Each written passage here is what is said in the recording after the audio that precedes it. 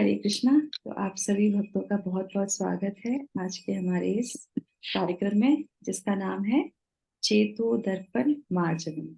मार्जन मतलब सफाई होना।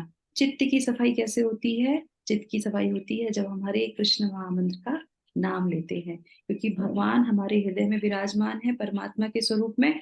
और जब हम उनको प्रार्थना करते हैं तो उनको पता है कि अंदर क्या है। हमको नहीं, हमको पता होता है पर हम उसको रियलाइज नहीं कर पाते। पर भगवान को पता है कि हमारे अंदर कितने सारे अनर्थाज हैं, जिसकी वजह से हम बार बार जन्म लेते हैं और बार बार यहाँ पे दुखालय में आते हैं और दुख भोगते हैं। तो भगवत गीता एक इतना अच्छा सा जो है हमें शास्त्र मिला है, भगवान की कृपा से, गुरु की कृपा से सारे वेदों का सार जो है भगवत गीता में है। इसीलिए 700 श्लोक ही इनफ है हमारी पूरी इस जीवन के लिए।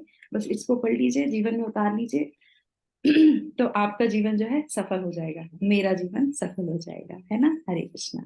तो श्लोक संख्या लेंगे आज हम लोग द्वितीय अध्याय का 28। कल हम लोगों ने 27 लिया था और आज हम लोग लेंगे 28वां श्लोक का।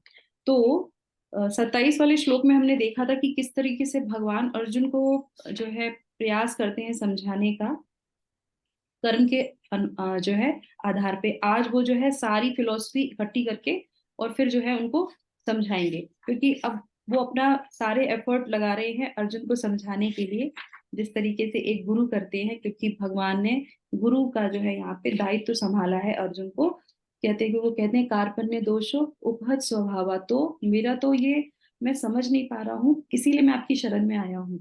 तभी फिर भगवान वहां पे जो है गुरु का पद संभाल लेते हैं। तो आइए पढ़ते हैं भगवत गीता का श्लोक संख्या द्वितीय अध्याय का 28वां, पेज नंबर है 86। अब अव्यक्तादीनि भूतानि व्यक्त मध्यानि भारत अव्यक्त निधनान्येव तत्र का परिदेवना। ट्रांसलेशन में है, सारे जीव प्रारंभ में अव्यक्त रहते हैं, मध्य अवस्था में व्यक्त होते हैं और विनष्ट होने पर पुनः अव्यक्त हो जाते हैं। अतः शोक करने की क्या आवश्यकता है? तो बहुत अच्छी तरीके से यहाँ पे व्यक्त, अव्यक्त और फिर अव्यक्त, तो ये 3 स्टेजेस के बारे में भगवान उनको समझाने का प्रयास करेंगे। तो कुछ लोग मानते हैं कि अव्यक्त हम लोग रहते हैं, और यहाँ पे समझाया जा रहा कि व्यक्त भी होते हैं और फिर अव्यक्त हो जाते हैं। तो कुछ लोग जो निराकारवादी हैं, जो शून्यवादी हैं, वो मानते हैं कि हमारी कोई स्थिति होती ही नहीं है, हम शरीर के साथ आते हैं और शरीर में ही विलुप्त हो जाते हैं। तो उसी को हम यहाँ पे आज समझने का प्रयास करेंगे। तन्वी माता जी, अगर आपके पास हिंदी की भगवत गीता है तो आप ट्रांसलेशन का पहला पैराग्राफ पढ़िए। हरे कृष्ण।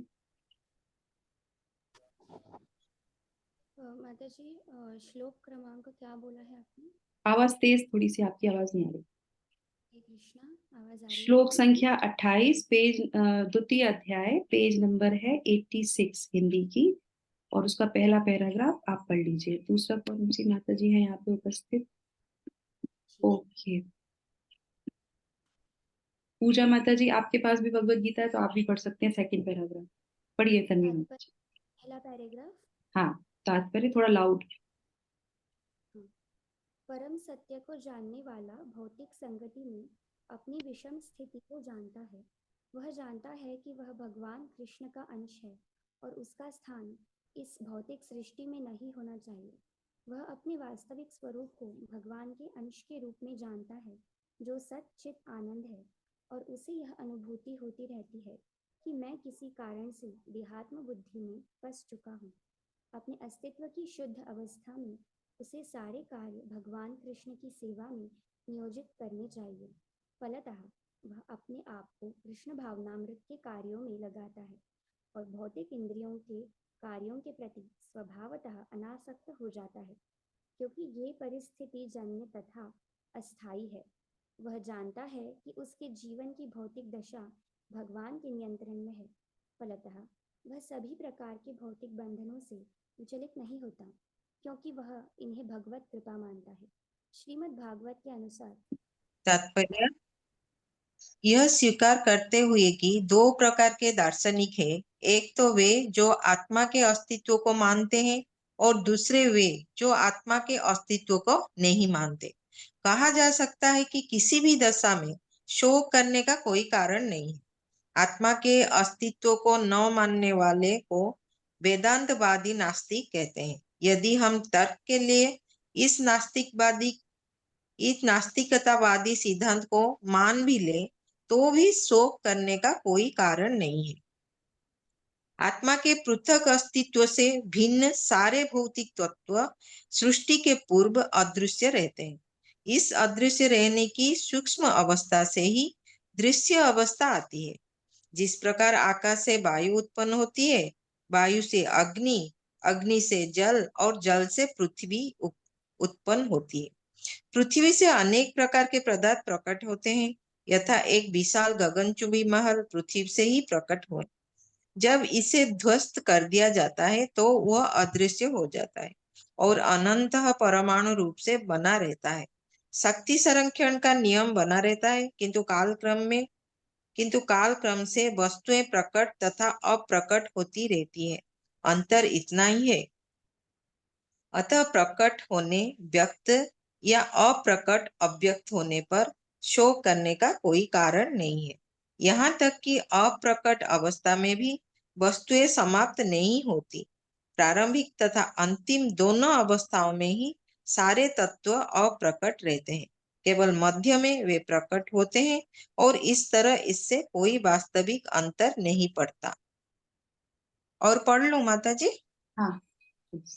यदि हम भगवत गीता के इस वैदिक निष्कर्ष को मानते हैं कि ये भौतिक शरीर काल क्रम में नाशवान है, अंतवंत इमे देहा, किंतु आत्मा शाश्वत है, नित्य स्योक्ताः शरीरेणः, तो हमें यह सदा स्मरण रखना होगा कि यह शरीर वस्त्र परिधान के समान है। अतः वस्त्र परिवर्तन होने पर शोक क्यों? शाश्वत आत्मा की तुलना में भौतिक शरीर का कोई यथार्थ अस्तित्व नहीं होता। यह स्वप्न के समान है। स्वप्न में हम आकाश में उड़ते या राजा की भांति रथ पर आरूढ़ हो सकते हैं, किंतु जागने पर देखते हैं कि ना तो हम आकाश में हैं, ना रथ पर। वैदिक ज्ञान आत्मा साक्षात्कार को भौतिक शरीर के अनस्तित्व के आधार पर प्रोत्साहन देता है। अतः चाहे हम आत्मा के अस्तित्व को माने या ना माने, शरीर नाश के लिए शोक करने का कोई कारण नहीं है। हरे कृष्ण माता जी। Thank you so much. Hare Krishna माता जी, संतोषनी माता जी, तन्वी माता जी, thank you so much. Hare Krishna. तो यहाँ पे बहुत अच्छी तरीके से जो है भगवान जो है समझाते हैं, और प्रभुपाद अपने तात्पर्य में लिखते हैं कि दो प्रकार के दार्शनिक होते हैं। तो यहाँ पे कई तरह की चीजों को यहाँ पे मिलाया गया है। तो वेदांतवादी नास्तिक होते हैं, और एक वो जो इस जो है अवस्था को मानते हैं, मतलब अस्तित्व को मानते हैं, और एक जो होते हैं वो अस्तित्व को नहीं मानते। किसके अस्तित्व को? आत्मा के अस्तित्व को। करेक्ट। तो ये यहाँ पे समझाने का प्रयास किया जा रहा है। तो यहाँ पे हम सबसे पहले समझेंगे, यहाँ पे बोले हैं कि अव्यक्तादीनी भूतानी। तो उसमें बोलते हैं कि सभी जीवात्माएं जन्म के पूर्व अव्यक्त अवस्था में थी। अव्यक्त का मतलब यहाँ पे दिया हुआ है प्रारंभ में प्रकट, अप्रकट थी, सॉरी अप्रकट थी, और उसके बाद व्यक्त मध्यानी भारता। तो मध्य की जो अवस्था आती है, पहले अप्रकट थे और उसके बाद प्रकट की अवस्था। तो प्रकट की अवस्था मध्य की अवस्था है, और उसके बाद फिर से क्या होता है? अव्यक्तानि निधानेन तत्र का परिदेवना। तो उसके बाद कहते हैं कि मध्यानी मध्य की अवस्था, और उसके बाद फिर से अप्रकट हो जाते हैं। तो अप्रकट, प्रकट और अप्रकट। तो अभी जो हमारी अवस्था है वो क्या है? प्रकट की अवस्था है। पर इसका मतलब यहाँ पे क्या है कि अप्रकट होने से क्या मतलब है? अप्रकट मतलब कि हमारा तो हमेशा जो है हम नित्य शाश्वत हैं, और जब शरीर में नहीं होते हैं तो सूक्ष्म शरीर में होते हैं।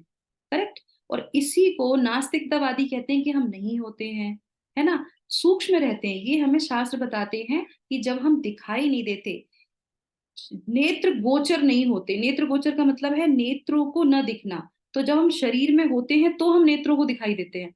तो अगर हम नेत्रों को नहीं दिखाई देते, नेत्र गोचर नहीं होते, इसका मतलब ये थोड़ी ना है कि हम हैं ही नहीं। तो यहाँ पे भगवान समझा रहे हैं कि अप्रकट होते हैं। अप्रकट वो होता है जो प्रकट होता है, तो प्रकट वही होगा जो अप्रकट होगा। तो यहाँ पे कहने का है कि पहले अप्रकट थे, मतलब सूक्ष्म शरीर में थे।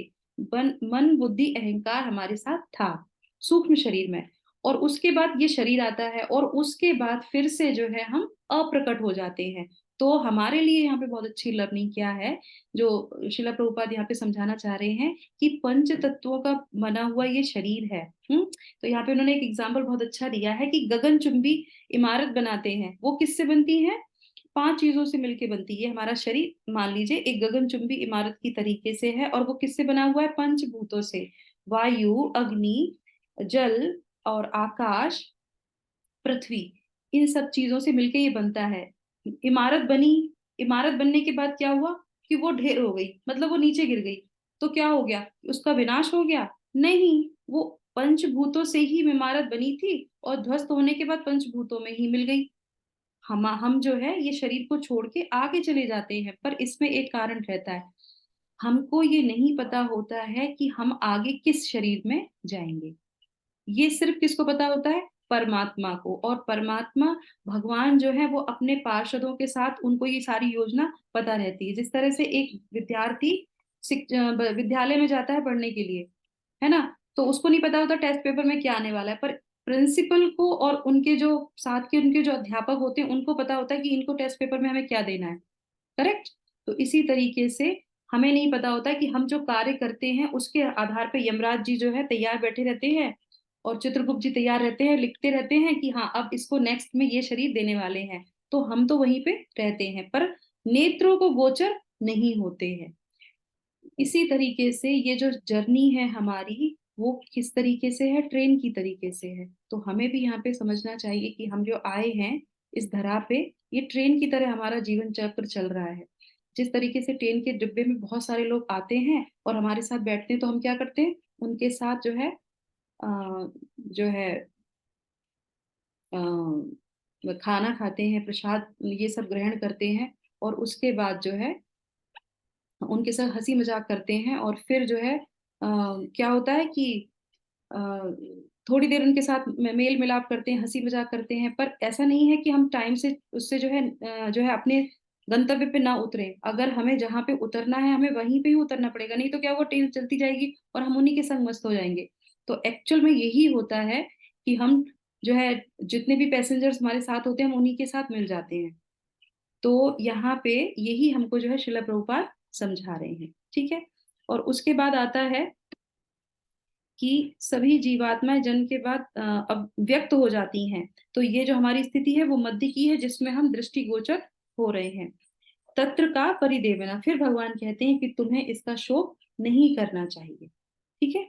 और उसके बाद जो है अब आ जाते हैं यहाँ पे कि हाँ, उसमें कहते हैं तुम्हें शोक नहीं करना चाहिए। और दूसरा यहाँ पे जो बहुत अच्छा है कि तुम्हारे वंश में जो भी महान युद्ध हुए हैं पूर्व में अव्यक्त थे, जिनके लिए तुम शोक कर रहे हो, और अभी भी जो है व्यक्त हैं, तुम्हें दिखाई दे रहे हैं, और उसके बाद क्या होगा? ये फिर से अव्यक्त हो जाएंगे। तुम्हें नहीं पता उनको आगे कौन सा शरीर मिलने वाला है। तो शरीर जो है वो नाशवान है। तुम जो है दिखते हो, फिर नहीं दिखते हो, और फिर उसके बाद फिर दिखने लगते हो, पर हमारा अस्तित्व वहां पे रहता है, बस हमारी नेत्रों को जो है नहीं दिखाई देता है।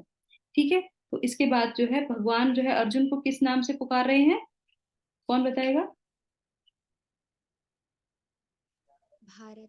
भारत। Yes, correct. तो भगवान फिर से जो है अर्जुन को भारत के नाम से बुला रहे हैं। तो भारतवंशी हैं। भारतवंशी मतलब वो इतने महान जो है डायनेस्टी से हैं, इतने महान कुल से हैं कि इसीलिए उनको जो है भारत बोला गया है, और कहा गया है कि तुम्हारे जो पहले के जितने भी पूर्वज थे वो पहले भी थे, बस दृष्टिगोचर नहीं हुए थे। अब ये फिर से जब जाएंगे इस शरीर को छोड़ के, तो फिर से जो है वो अव्यक्त हो जाएंगे। पर शास्त्रों में बताया जाता है कि कुछ जो है आत्माएं जो हैं वो अव्यक्त भी नहीं होती हैं। अव्यक्त का मतलब क्या है? कि वो एक ही चेतना में रहते हैं। जिस तरीके से भगवान राम के कौन थे? पिताजी थे। कौन थे वो? दशरथ महाराज। दशरथ महाराज जो है इतना ज्यादा भगवान के राम के प्रति आसक्त थे कि जब वो अपना शरीर त्यागते हैं और वैकुंठ में जाते हैं, मतलब राम भक्त जो है बोलते हैं कि वो अपने धाम पे के कौन सा धाम बोलते हैं वो राम भक्त जो है भगवान राम का, अभी मुझे याद नहीं आ रहा। तो कह रहे हैं कि वहां पे, केतु माता जी। हाँ, सत्यालो। नहीं नहीं नहीं, अम, अभी याद नहीं आ रहा, एक लोक है विशेष, जो राम भक्त होते हैं वो उसी लोक में जाते हैं। अम, अभी एकदम से दिमाग में नहीं आ रहा। तो कह रहे वहां पे जब वो जाते हैं और उसके बाद जो है लौट के भगवान के पास आते हैं, वो कहते हैं कि तुम्हारे बिना राम मुझे तो वहां पे भी अच्छा नहीं लगता।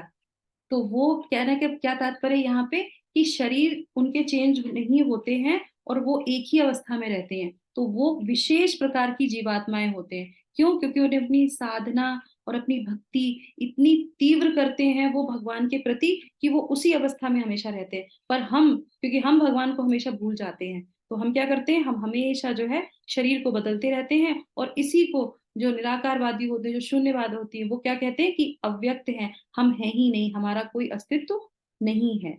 ठीक है, तो यहाँ पे जो है इस तरीके से भगवान यहाँ पे समझाने का प्रयास करते हैं, और इसी को बोलते हैं, जो इस अवस्था को समझता है, अव्यक्त व्यक्त की अवस्था को जो समझ लेता है, वो ही आत्म साक्षात्कार के लिए पात्र बन जाता है। ठीक है, तो यहाँ पे आत्म साक्षात्कार जो है हमारे लिए बहुत विशेष है, कि हमें भगवत गीता से अपने आत्मा के बारे में साकेत लोक, thank you so much, yes, Saket लोक कहते हैं उसको।